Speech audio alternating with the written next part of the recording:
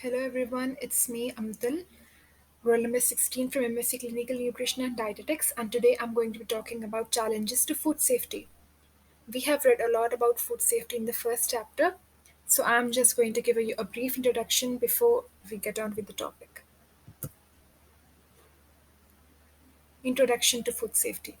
Food safety refers to handling, preparing, and storing food in a way to best reduce the risk of individuals becoming sick from foodborne illnesses. Food safety is used as a scientific method or discipline describing handling, preparation, and storage of food in ways that can prevent foodborne illnesses. Food safety is an important aspect of food production and handling as it ensures that the health and safety of consumers are protected from any food related issues. Food safety is a collective effort from all the members of the food supply chain. Challenges to food safety. Food safety is important in ensuring the continued survival of an establishment. However, there will definitely be food safety challenges when trying to practice food safety. There are tons of food safety challenges, but we are going to be discussing about seven today. Time and money investment, language and culture, education and literacy, awareness of staff, suppliers, high risk customers in the establishment, and high turnover of staff.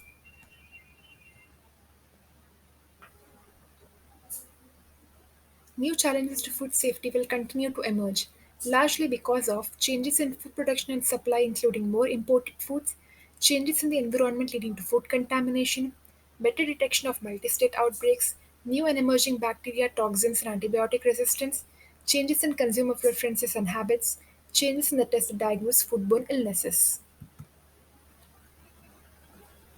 First challenge, time and money investment. Finding the initial time and money to invest in staff training and proper kitchen equipment can be a challenge. Solution. Although it may be costly at the beginning, such training and equipment has long term benefits for your establishment. Do not save on these important investments. Last thing we want is to have a food safety incident caused by poor staff hygiene or improper use of equipment. This will severely affect the reputation of the business, leading to even higher monetary losses. The next challenge is language and culture. It is definitely not necessary that all the staff in your kitchen will be from one particular country, follow one particular culture, or may speak one particular language.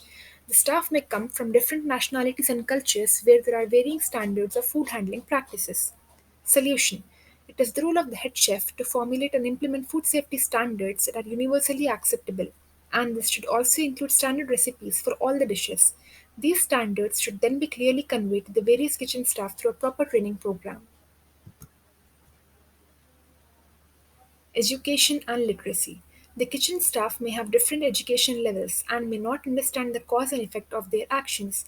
It is not important that all staff should have a higher education level, such as a hotel management degree. So, it is not necessary that they will understand all the proper food safety and hygienic practices that need to be followed to control food safety in the kitchen.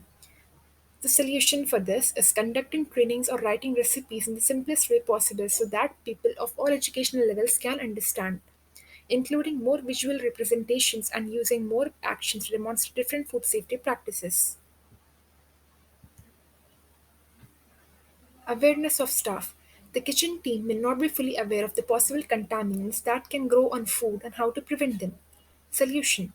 It is the responsibility of the senior members of the kitchen team to firstly understand the factors that lead to microorganism growth and then share the information with the rest of the kitchen staff. This information can be shared via more visual aids, example fat tom, along with steps needed to counter the microorganism growth. Suppliers. It is almost impossible to monitor if the supplier or distributor of the food products is observing proper food safety standards. Solution. Purchase only from reliable suppliers with a good track record. Build relationships with suppliers based on trust and visit their plant once in a while to check on the facilities, while also using this opportunity to catch up with them as a part of goodwill. Other ways of knowing is via word of mouth or viewing their audit results. You cannot trust any supplier. So therefore you should select suppliers only when you trust them, and you should build a very healthy relationship with them so that they are they should be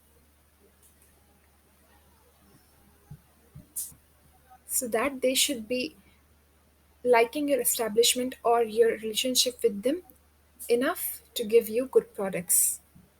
You can also view their audit results to see if you can buy products for them from them. I'm sorry. Next, high risk customers in the establishment. There is a higher chance of contraction of foodborne illnesses among more vulnerable diners, such as young children, pregnant women, and elderly people.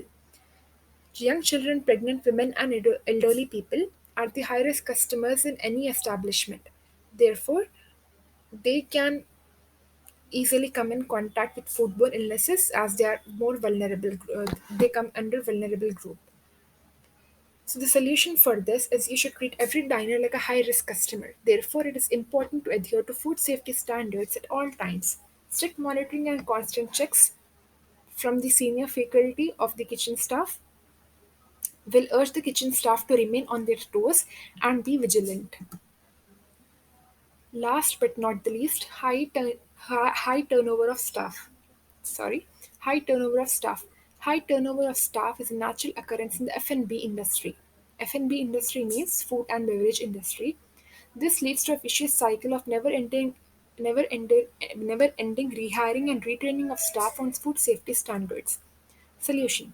First of all, the companies should try their best to retain staff through intrinsic motivational factors, such as constant encouragement and praise or reward programs for high performing staff. Ensure that they are always engaged, learning, and developing all the time. Additionally, it is great to create a standard and efficient curriculum for new joiners to get up to speed in the quickest time possible, and then they can pass this responsibility to the senior members of the team to conduct these onboard trainings. This is all for today. Thank you so much. Goodbye.